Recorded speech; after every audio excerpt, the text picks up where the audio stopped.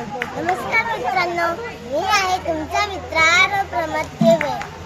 हे थांबा जरा, एक दीर्घ श्वास घ्या, कारण जुनं वर्ष संपलंय आणि 2026 उजाडलंय.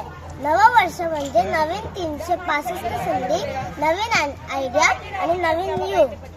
2025 ने जे शिकवलं ते लक्षात ठेवा, पण जे दुखावलं ते येतेच सोडा.